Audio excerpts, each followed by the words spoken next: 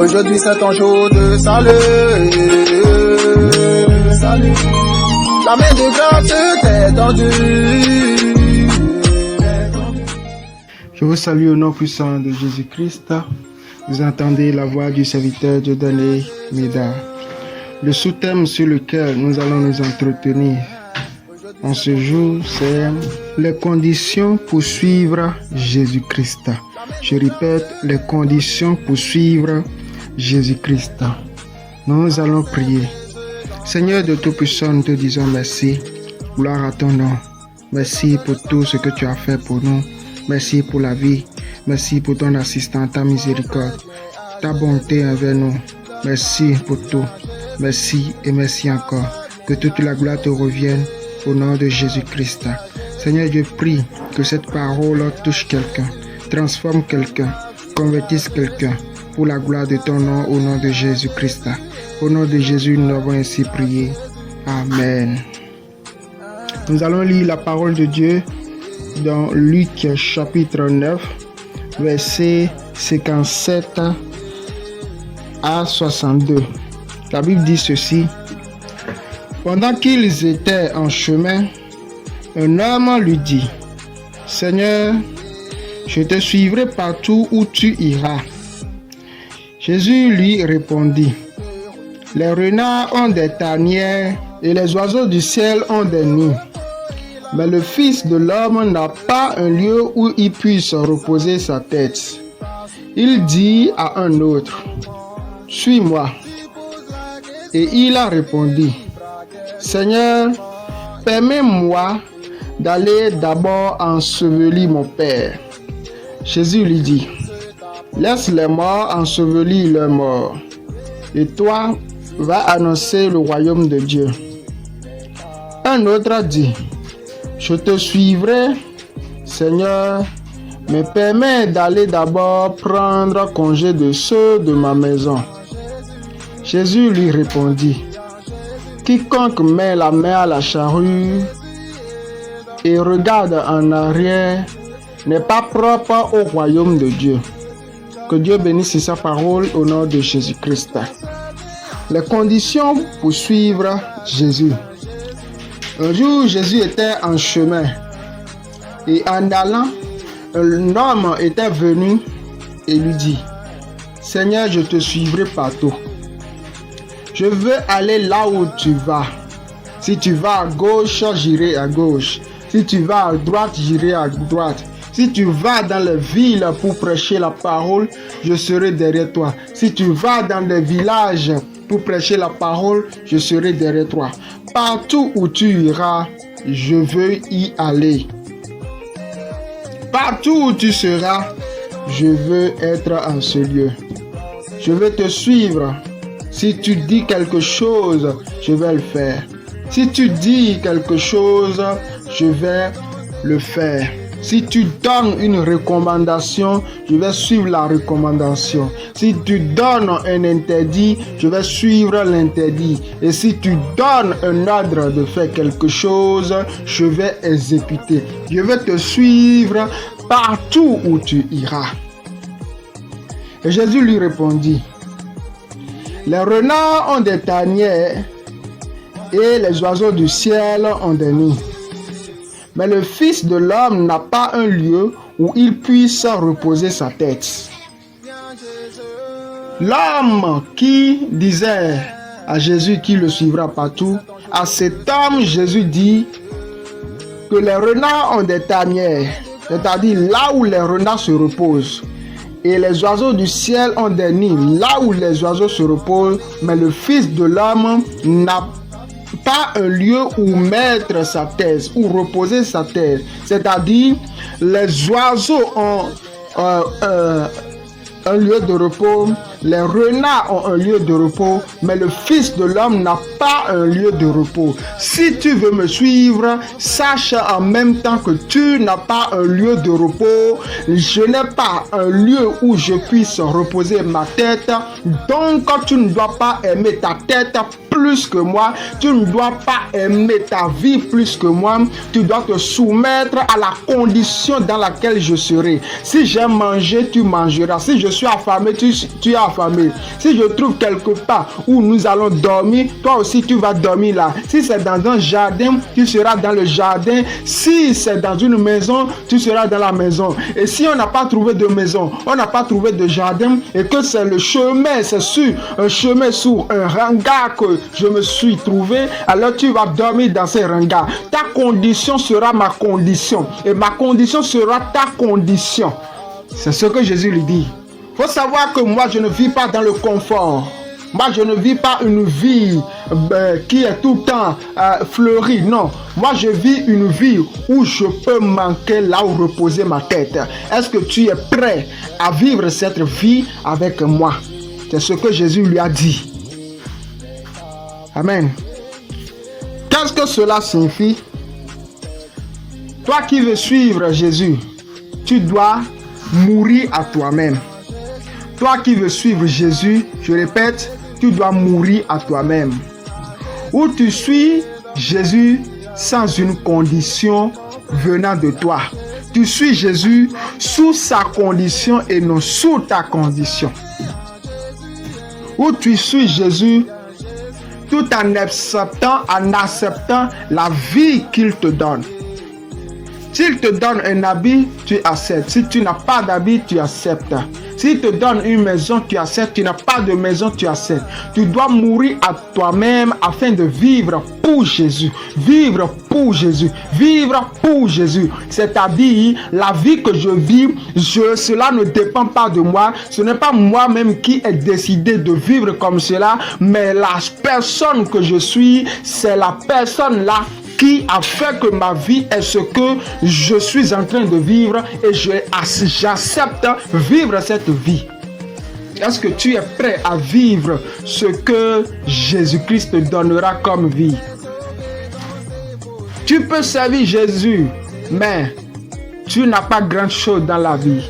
Tu peux servir Jésus, mais tu n'as pas grande chose dans la vie. Tu n'as même pas un lieu où reposer sa tête, comme Jésus le dit.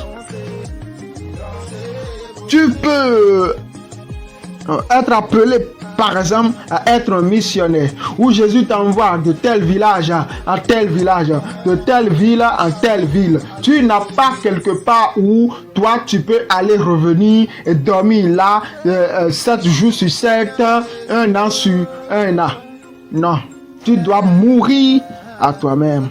Voilà une condition. Et nous continuons. Il dit à un autre, c'est Jésus qui parle. Il dit à un autre, suis-moi.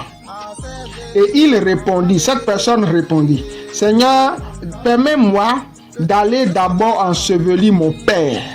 Mais Jésus lui dit, laisse les morts, ensevelis leurs morts. Et toi, va annoncer le royaume de Dieu. La première personne, ce n'est pas Jésus qui lui a dit de le suivre. C'est la personne elle-même qui a dit « je vais te suivre ». Et Jésus lui a donné une condition qui signifie le fait de mourir à soi-même. La deuxième personne, c'est Jésus maintenant qui lui dit « suis-moi ». Il y a des gens qui veulent suivre Jésus, mais il y a d'autres, c'est Jésus même qui les appelle. Et Jésus lui dit « suis-moi ». Et il donne une condition. Je te suivrai à la condition d'aller d'abord ensevelir mon père. D'aller d'abord ensevelir mon père. D'aller rentrer dans la maison de mon père pour ensevelir, participer aux funérailles, participer aux choses qui se font dans ma famille quand quelqu'un meurt dans la maison de mon père. Par la mort de mon père. Permets-moi d'y retourner et ensuite je te suivrai. Et Jésus lui dit, laisse les morts ensevelir leurs morts. Mais toi, va annoncer le royaume de Dieu. Laisse les morts ensevelir leurs morts. C'est-à-dire, laisse ceux qui sont morts spirituellement ensevelir le mort qui est ton père. Car celui qui ne suit pas Jésus est un mort spirituel. C'est pourquoi Jésus a dit, laisse les morts ensevelir leur mort. Un cadavre naturel, vivant, d'accord, un cadavre naturel ne peut pas ensevelir un autre cadavre. Mais quand Jésus parle de la mort, d'accord, des morts qui ensevelissent d'autres morts, ça veut dire que les morts qui ensevelissent, ce sont des morts vivants, c'est-à-dire des morts spirituellement, d'accord, mais qui vivent dans la chair, des païens qui vivent, mais qui devraient ensevelir un mort qui est déjà mort, c'est-à-dire un cadavre. Et celui qui ne suit pas Jésus est un mort spirituel. Alors, laisse les morts, les païens, ensevelir ton Père. Toi, comme tu es vivant, en me suivant, va annoncer l'évangile. Celui qui suit Jésus est un vivant. Je répète, celui qui suit Jésus est un vivant. Et celui qui ne le suit pas est un mort. C'est un cadavre ambulant. Jésus lui dit, laisse les morts ensevelir les morts. Toi, va annoncer le royaume de Dieu. Voici encore une autre condition. Si tu ne veux pas annoncer le royaume de Dieu, tu ne peux pas suivre Jésus. Parce que le message que Jésus a amené, c'est le royaume de Dieu. C'est annoncer le royaume de Dieu. Si tu veux suivre Jésus, tu dois aussi participer à sa mission. Si tu veux suivre Jésus, tu dois aussi participer à sa mission. Tu dois partir à annoncer Jésus-Christ. Il n'y a pas un chrétien qui n'annonce pas Jésus. La mission d'évangélisation, ce n'est pas pour un pasteur, ce n'est pas pour un prophète, un évangéliste, un docteur ou quoi. La mission d'évangélisation, c'est pour tous les chrétiens. Si quelqu'un croit en Jésus-Christ, automatiquement, il a reçu le mandat d'aller prêcher l'évangile, d'aller prêcher le royaume de Dieu, d'aller prêcher Jésus-Christ, d'aller prêcher la croix, d'aller prêcher le salut. Il n'y a pas de chrétien qui n'a pas de mission d'aller prêcher et que lui, il doit rester dans son église, travailler seulement à l'église, à l'église, à l'église. Non, nous tous, nous sommes envoyés pour aller prêcher l'évangile.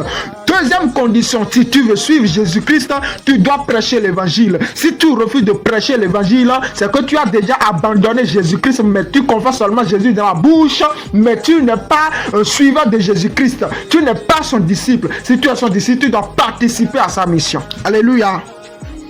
Tu dois participer à sa mission.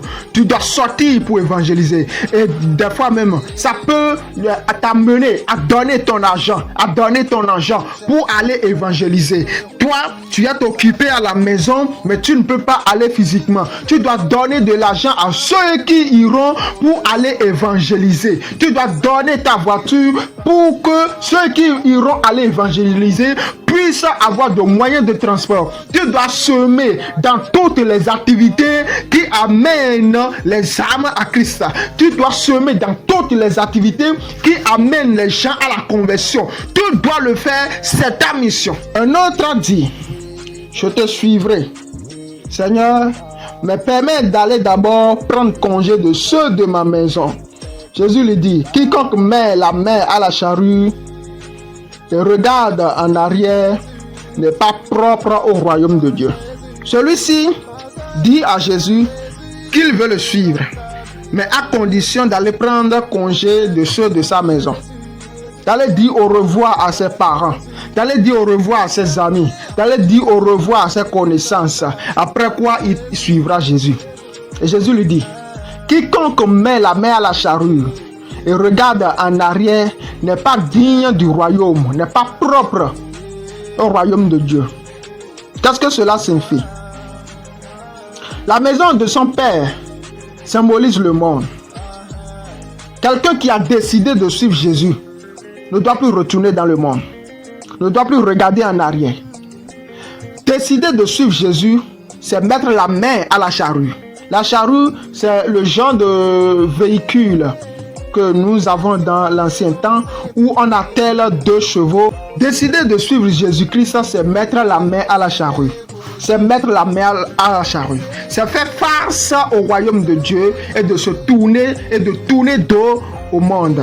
C'est dire oui au royaume de Dieu et de dire non au royaume de Satan. C'est dire je veux aller dans le royaume de Dieu, c'est dire je sors du monde. Celui qui décide de suivre Jésus-Christ ne doit plus regarder dans le monde, ne doit plus retourner ses regards dans le monde, ne doit plus faire face au monde en faisant dos au royaume de Dieu, en faisant dos à Jésus-Christ.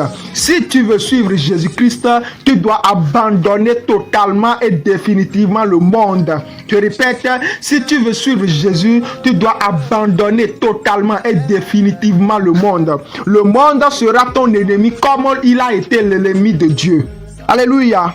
Le monde deviendra ton ennemi comme il est l'ennemi de Dieu.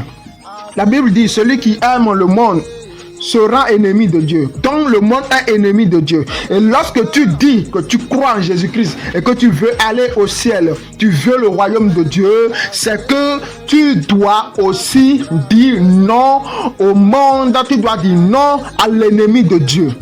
Tu ne vas pas retourner dans la maison de ton père. Tu ne vas pas retourner dans la maison de ton père. Tu ne vas pas retourner dans le monde. Mais tu dois mettre ta main à la charrue et te concentrer sur le royaume de Dieu. Tu dois mettre la main à la charrue et te concentrer sur le royaume de Dieu. Tes péchés passés sont passés et ta vie présente et future doit être dirigée vers le royaume de Dieu. Tu ne vas plus te rappeler de ce que tu avais fait dans le monde. Dieu t'a déjà pardonné et son sang t'a déjà sanctifié. Tu dois te concentrer sur le royaume de Dieu, sur le royaume et jusqu'à ce que tu n'entres dans le royaume. Tu ne vas pas mettre la main à la charrue et tu regardes derrière. Tu ne vas pas mettre la main à la charrue et tu regardes dans le monde. Tu ne vas pas dire oui à Jésus et tu regardes le monde. Si tu regardes le monde dans ce sens-là, tu ne vas pas avancer, car celui qui regarde dans le rétroviseur en conduisant va faire accident. Oh, donne-moi l'amen. Tu ne peux pas être en train de conduire et puis tu regardes dans le rétroviseur tout le temps. Non, il faut regarder devant soi, devant soi, devant soi. Abandonne la musique mondaine, abandonne la vie mondaine, abandonne le style de vie mondaine, abandonne tout ce qui est dans le monde. Ne sois pas comme la femme de Lot. Je répète, ne sois pas comme la femme de Lot. On a dit à Lot et à sa famille, sortez de Sodome et Gomorrhe, mais ne regardez pas derrière. Allez sur la montagne de Soar. Allez sur la montagne de Soar, c'est là où se trouve votre salut. Sur la montagne de Soar, c'est là où se trouve votre salut. Ne regardez plus en arrière. Si vous regardez en arrière, vous serez victime de la mort qui va frapper aussi les gens de Gomorrhe et les gens de Sodome. Si tu veux aller au ciel, si tu veux suivre Jésus, tu ne dois pas regarder derrière. La femme de Lot a regardé derrière et elle est transformée en sel. Et toi aussi, si tu commences à regarder le monde, il y a de belles vies, il y a ceci, il y a cela, tu ne seras pas concentré sur le royaume de Dieu. Et c'est le fait de regarder derrière qui fera que tu vas manquer le ciel, que tu n'es pas propre pour le royaume de Dieu. Ne soyez pas comme les enfants d'Israël. Les enfants d'Israël, après avoir sorti de l'Égypte, ils sont en marche vers Canaan, vers le pays de la promesse. Et puis en chemin, quand ils sont en désert, et puis ils rappellent à Moïse, quand nous étions en Égypte, on buvait bien, on mangeait du pain, on mangeait de la viande, et nous voici, on est dans le désert, et puis on ne marche plus. Ils sont en train de comparer leur vie présente à la vie qu'ils avaient en Égypte, alors que la vie qu'ils ont maintenant est plus bonne que la vie qu'ils ont en Égypte. Et toi aussi, tu es chrétien, et puis si les choses ne marchent pas, tu commences par dire, regarde la vie que je ne suis plus beau, je ne suis plus belle, je ne suis plus stylé, alors que quand j'étais dans le monde, j'étais. Tu étais dans le monde en étant un cadavre, maintenant tu vis. Si un cadavre a un cadavre, on lui met de la veste ou de bons habits, d'accord, de bons habits, on le rend joli. Le cadavre, c'est un cadavre. Vaut mieux un vivant qui s'habille mal qu'un cadavre bien habillé. Je répète, vaut mieux un vivant qui s'habille mal qu'un cadavre qui est mal habillé. Un païen mal habillé, c'est un cadavre. Un païen bien habillé, c'est un cadavre bien habillé. Et un chrétien, si tu n'es pas bien habillé, c'est un vivant mal habillé. Alléluia. Je préfère être un vivant qui est mal habillé qu'être un cadavre bien habillé. Sois concentré sur le royaume. Sois concentré sur le royaume. Va jusqu'au bout. Va jusqu'au bout. N'abandonne pas Jésus-Christ. N'abandonne pas. Va jusqu'au bout et entre dans le royaume de Dieu. Alléluia. Premièrement, il faut mourir à toi-même. Deuxièmement, tu es contraint d'annoncer le royaume de Dieu. Tu es contraint d'annoncer le royaume de Dieu. Troisièmement, il ne faut pas regarder dans le monde. Suis la trajectoire qui mène vers le royaume et va jusqu'au bout. Que le Seigneur vous bénisse au nom puissant de Jésus-Christ. Amen. Et comme je l'avais toujours dit, le ministère de la Révélation n'a pas encore un lieu où il fait des cultes présentiels. Et nous sommes en train de chercher un lieu pour cela. Si Dieu vous touche et que vous pouvez nous céder un lieu pour nous permettre de commencer à faire des cultes présentiels, nous sommes disponibles à collaborer avec vous. Et nous souhaitons que ce lieu soit à Abomey-Calavi. Amen. Aussi, du 27 au 29 décembre, le ministère de la Révélation organise un séminaire de 3 jours à l'université d'Abomey-Calavi de 17h à 20h ou à 19h. Mais ça va commencer à partir de 17h. Amen. Nous vous invitons à ce séminaire. Le thème sur lequel nous allons parler, c'est « Jeunes chrétiens mortifiés ». Nous vous invitons à ce séminaire afin de vivre encore dans la présence de Dieu. Et Dieu fera beaucoup de choses au milieu de nous. Que le Seigneur vous bénisse abondamment. Amen. Mon frère, viens à Jésus, donne ta vie à Jésus. Ma soeur, viens à Jésus et donne ta vie à Jésus. Mon frère, viens à Jésus, donne ta vie à Jésus. Ma soeur, viens à Jésus et donne ta vie à Jésus.